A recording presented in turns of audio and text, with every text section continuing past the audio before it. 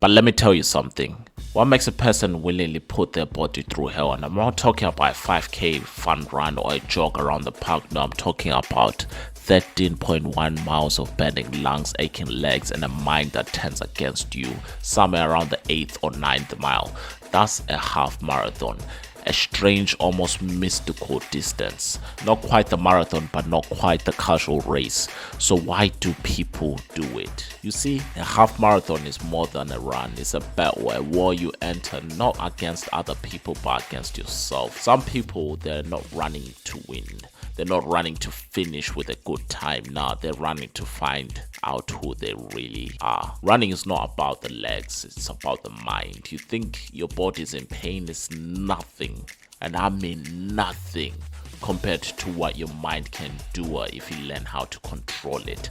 When you're out there, everything in you, everything from your head to your toe is screaming, begging for you to stop. That's when you find out if you've got what it takes. Like what David Goggins says. People go, man, you have such a strong will. That's something that you have to develop. You develop that over years, decades of suffering and going back into the suffering. When something sucks so bad in life, very few people want to go back. I realized I'm the same way. I don't want to go back. I have to go back. I must go back. Because that is exactly where all the knowledge of my life exists, was back there. How I grew a will was constantly doing these things. Human beings need to hear this.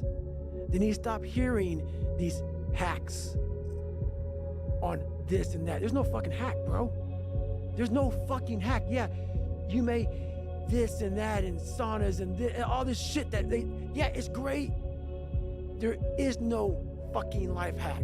Do it and do it and do it. And that's what I realized. I woke up like every human being does and goes, fuck, man, I'm a fucking piece of shit today. How the hell is this gonna work out for me? And you fight that. And you fight that. You don't override it. There's no override button. It's the conversation in your fucking, in your head. So how do you do that? We don't have enough of these conversations about the real conversation that every human being is having.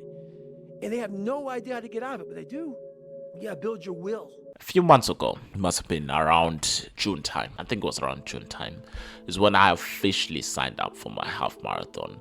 I was doubling in and out of it for a few months between January and June, and I almost signed up to different ones all across the country, but I decided to sign up for the one which was closest to me, which was in my city. At the time, it seemed like a good idea. It really did. And then I climbed that scaffold pike and I realized that my cardio is absolutely horrendous. I've been training this whole time, by the way, to actually eventually run a half marathon or even a full marathon, but I was not really that serious. It was part of my bucket list, but I could have just stepped out of it. But I still signed up to it in the end because I thought, well, why not? Why not take a good shot at this? I've been training for a few months in and out, and I've got my cardio to a certain level. Even though it's terrible right now, I think I can improve on it by the time the half marathon comes out or starts. Like I said, it seemed like a good idea at the time. You know, check it off the bucket list and stuff, get in shape, maybe even impress a few people along the way. But as the race day got closer, the anxiety kicked in. Not the I hope this goes well kind of anxiety. The what the hell was I thinking? What, like, genuinely, I sit on about 100 kg, and by the time it was getting closer, I am about 92, 93 kilograms. That is heavy for a runner. That is very heavy. I got the right trainers and everything. I wanted in Pegasus, but they told me if I ran in them, my knees will explode. It's a whole story. But when I tell you that anxiety growing over time was terrifying, it was nothing compared to the 3 days before, when my mind just would not shut up. Every possible scenario played in my head. What if I don't finish? What if I embarrass myself? What if I can't handle the pain?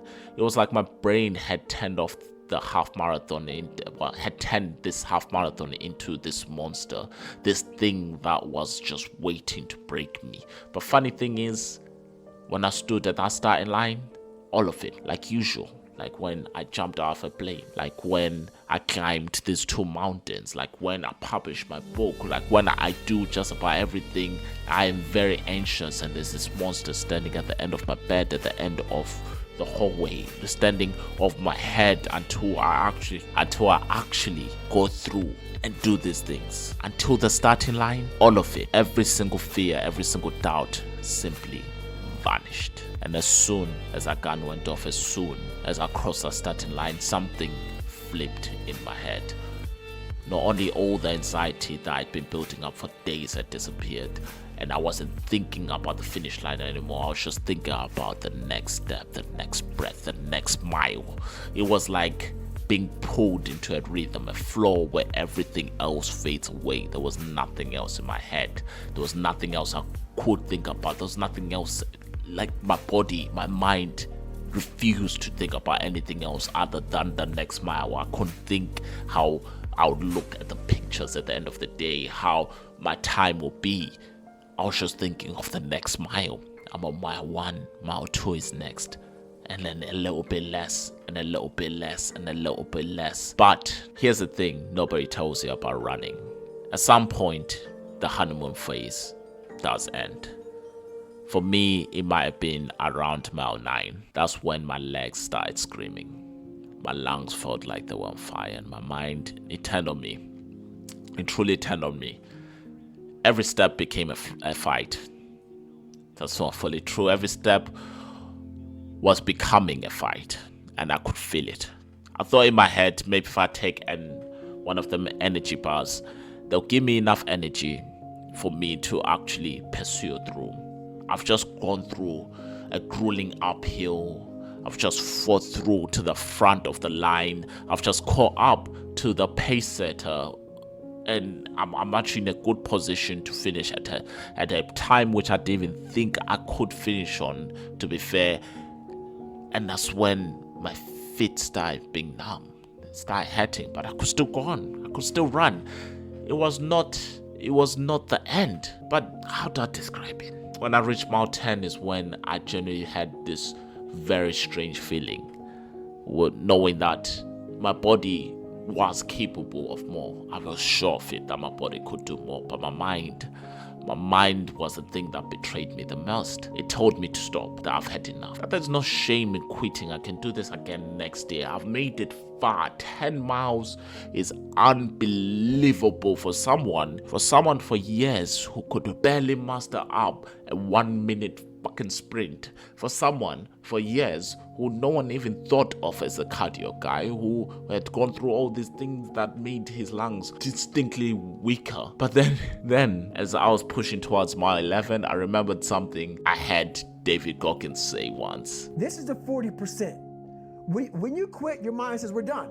So it doesn't expand. There's no expansion when you quit. When you say fuck you, this sucks, I'm drowning, I'm miserable, I'm suffering, I'm broken, but I'm not going anywhere. What happens to your mind is it does this. It says, fuck, he's not leaving. So we gotta expand. We gotta grow. We gotta figure this fucking thing out. Like he said, when you think you're done, you're only at 40%. Your mind's a liar. Your mind lies. So at the peak of my lungs, when I realized that I didn't have much time left, I'm on mile 10 right now, I'm reaching mile 11. Yes, my legs are burning. I've barely got enough energy to do much of anything else. I just screamed at the top of my lungs, who's gonna carry the boats? And I started pacing it.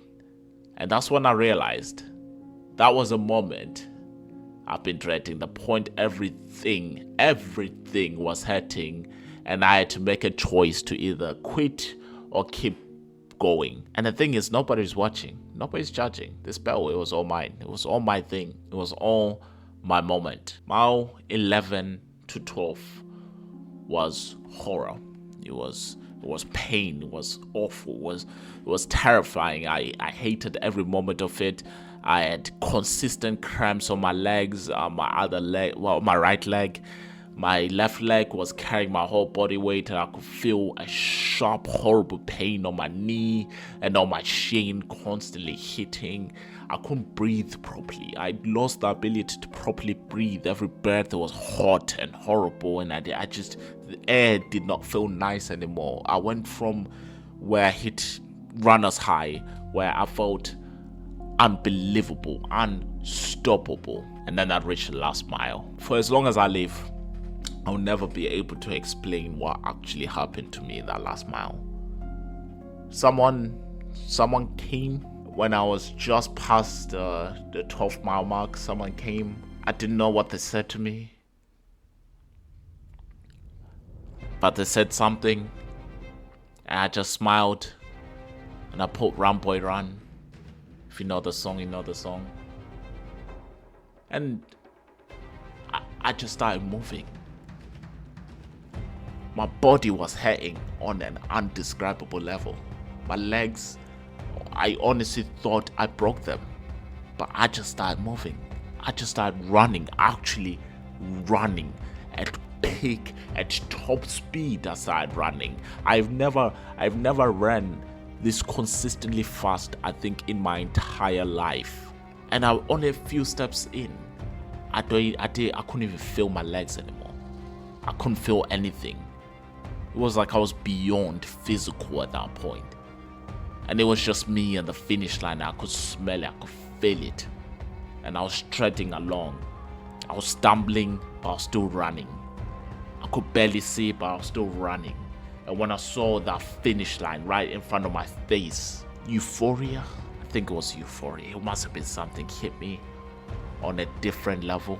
And I just broke. I just screamed at the peak of my lungs. You can see from this picture with my head in the air.